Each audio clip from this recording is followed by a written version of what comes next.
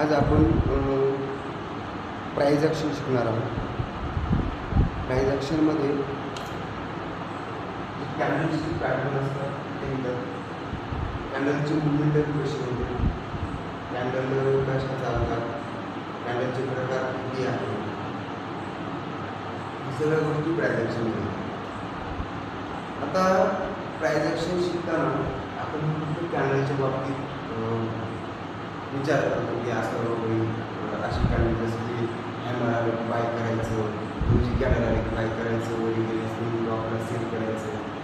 तर मित्रांनो, हे एक फक्त उजळणी म्हणून समजा की आपल्याला या गोष्टी फक्त माहिती असणार म्हणून सध्याच्या मार्केटमध्ये 2021च्या नंतर जे कॅन्डल स्टिक पॅटर्न आहे त्या कॅन्डल स्टिक पॅटर्नमध्ये जवळपास 80% काम करत नाही. सगळं मार्केट ही सायकोलॉजीवरून थांबलेलं आहे. त्यामुळं आपण जे काही प्राईज ॲक्शन शिकणार आहोत ते फक्त आपण 12 आकडे उजळणीचं पुस्तक असतं ते फक्त आपल्याला कशाला असते, शिकण्यासाठी असते.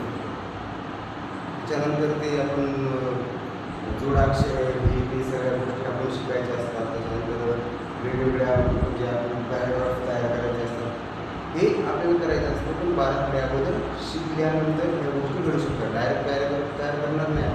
त्याच्यानंतर काय होतं, एक स्टेज अशी येते की आपल्याला काही समोर नसते आणि आपल्याला पेपर येतो आणि पेपरच्या वेळेस आपल्याला असते निबंध लिहा 200 मार्काचा. तिथे तर तुमच्याकडे काहीच नसतं. तर काय होतं माहिती का, आपण जे शिकलेलं असतं या आधारावर आपण पूर्ण निबंध 200 ओळीचा लिहिला असतो. सेम इथं तसंच आहे. तुम्हाला प्राईज ॲक्शन पूर्णपणे जे कॅन्डलस्टिक असतील, ट्रेंड लाईन असतील, इंडिकेटर्स असतील, कोणकोणते वापरायचे, हे काहीही म्हणजे असं पर्टिक्युलर तिथं म्हणजे जसं इंडिकेटर आलं तिथं काम करत नाही. नाहीतरी तिथे इंडक्टिव्ह ट्रेडर नसते, खूप ट्रेडरची संख्या वाढवली असते. विचार करा, प्राईज ॲक्शनमध्ये आपण फक्त कॅन्डल शिकू, कॅन्डलस्टिकची पॅटर्न शिकू, चार्ट कसा वाचायचा. चार्ट हा खूप मिराकल होतो. आपण डेली लाईव्ह येतो कम्युनिटीला, तर आपण त्यामध्ये चार्ट कसा रीड करायचा आणि तो सुद्धा सांगणार तुम्हाला. लाईव्हमध्ये कसं पूर्ण तुम्हाला दाखवत आहे, इथं मी फक्त तुम्हाला सांगू शकतो. आणि बेसिकमध्ये एवढंच लक्षात घ्या की लाईव्हमध्ये मला भरपूर काही गोष्टी म्हणजे जे रिअल चालू असताना तुम्हाला काही गोष्टी सांगत असतो ते तुम्हाला ऑफलाईनला नाही सांगता येत, बरोबर. तर तुम्ही काय करा, आपल्या कम्युनिटीला सुद्धा लाईव्ह आल्यानंतर तुम्ही जॉईन व्हा, तुमच्या लक्षात येईल भरपूर काही गोष्टी सांगत असतो. तर बघून टाका आपण प्राईज ॲक्शनमध्ये काय काय करतो.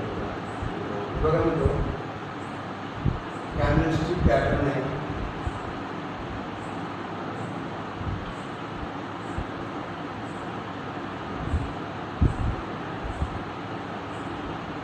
त्यानंतर आहे चार्ट. कॅन्डलस्टिक पॅटर्नमध्ये चार्ट आहे. चार्टला जोड असते इंडिकेटरची, इंडिकेटर्स. त्यानंतर असतात ट्रेंड लाईन. मित्र अजून एक सांगतो, तुमचा जो चार्ट आहे ना, त्याचा तुमचा चार्ट मध्ये भरपूर काही फॅसिलिटीज आहे. तर आपण तुमचा चार्ट सगळं काही ट्रेडिंग वगैरे घेत असतात, म्हणून काय करायचं, तुमचा चार्ट चांगला असतो. विचार करा, कॅन्डलस्टिक पॅटर्नमध्ये चार्ट, इंडिकेटर आणि ट्रेंड लाईन याचं काय फॅक्टर आहे प्राईज ॲक्शन. तर मित्र खूप काही इंडिकेटर लोक वापरतात, MACD वापरतात. त्याच्यानंतर ट्रेंड लाईन तर सगळ्यांना कोणाला जमतात काय नाही. तुम्ही एक लक्षात घ्या की जर समजा तुम्ही इंडिकेटर लावले तर इंडिकेटरमध्ये MACD आहे, RSI आहे, 2020च्या आसपास मला वाटतं भरपूर इंडिकेटरचा बाजार मांडायचा. मेन मॅटर काय माहिती का, की प्राईज ॲक्शन जी आहे ती प्राईज ॲक्शन मेन म्हणजे इंडिकेटर वगैरे नाही चालत. सध्याच्या वेळेला मार्केट चालते ते फक्त सायकोलॉजी, ऑपरेटर थिंकिंग आणि ह्या ज्या गोष्टी आहेत आपल्या, इंडिकेटर आहे, चार्ट आहे. चार्ट पण असं नाही चालत की म्हणजे आपण शिकतो ना खालून ट्रेंड लाईन लावली त्याच्यापासून वर जाईल, तसं होत नाही. स्टॉप लॉसेस खाली असतात, तुमचे वर निघले जातात. स्टॉप लॉस खाल्ल्याशिवाय चार्टवरच नाही बस काय. आपण आपली काहीतरी म्हणजे प्रत्येक ट्रेडर स्वतःची काहीतरी सायकोलॉजी वापरत असतो. तसं आपण पण एक आपली मेथड तयार केली, मेथड म्हणून आपण त्याला, त्या मेथडावर आल्यानंतरच आपण आपली ट्रेड टाकत असतो. तर विचार करा, तुम्ही काय करा, आपल्या डेलीच्या लाईफला यातून लक्षात येईल की आपण कुठं बाय करतो, कुठं सेल करतो. आणि तो लाईन जरी आली माझ्यासोबत तरी पण पेपर ट्रेड करायचा आहे. कारण की पेपर ट्रेड केल्यानंतर तुम्ही एखाद्या महिन्यानंतर सुद्धा ट्रेडिंग करू शकता. चला आता तुम्ही जे 4 पॅटर्न आहेत याची थोडी तुम्ही माहिती बघा. सुरुवातीला मी तुम्हाला काय करतो, काही कॅन्डलची ओळख करून देतो.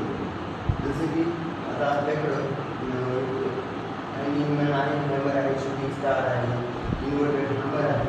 परंतु सगळ्यात जास्त चालणारी कॅन्डल जी आहे तिला आपण म्हणतो बुलिश हॅमर.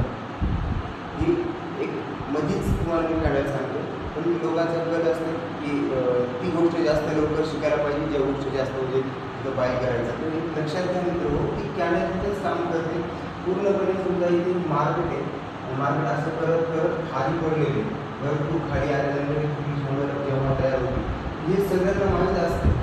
हे जे का सगळ्यांना माहीत असतं की आता ही कॅन्डल वर गेल्यानंतर बाय करणार. काय होतं माहिती आहे का, सायकोलॉजी सांगतो तुम्हाला की लगेच बाय करायचं नसते. पूर्ण वर गेल्यानंतर खाली आल्यानंतर बघायचं तर होल्ड होते बुलिश हॅमर कॅन्डलचा की पॅटर्न आपण त्यावेळेस आपण बाय करायला पाहिजे. लोक काय करतात की कॅन्डल वर निघाल्यानंतर लगेच बाय करायला सुरुवात करतात. खाली वर मला स्टॉक मार्केट स्टॉक मार्केट परत एक होतं आणि नंतर वरती निघतं मार्केट, बरोबर.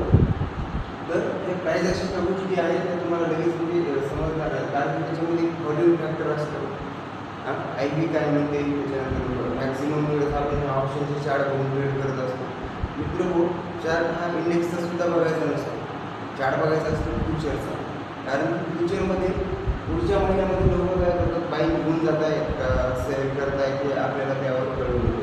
तर हे प्रायझेशनच्या फॅक्टरमध्ये मेन जसं की आपलं या गोष्टी इंडिकेटर आहे, ट्रेन लाईन आहे, त्याप्रमाणे यामध्ये सगळ्यात जास्त सध्या मॅटर करतं ते सायकॉलॉजी.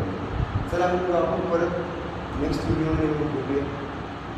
तुम्ही सोबत राहा, तुमच्या रोज एक टॉपिक शिकवत राहील. धन्यवाद.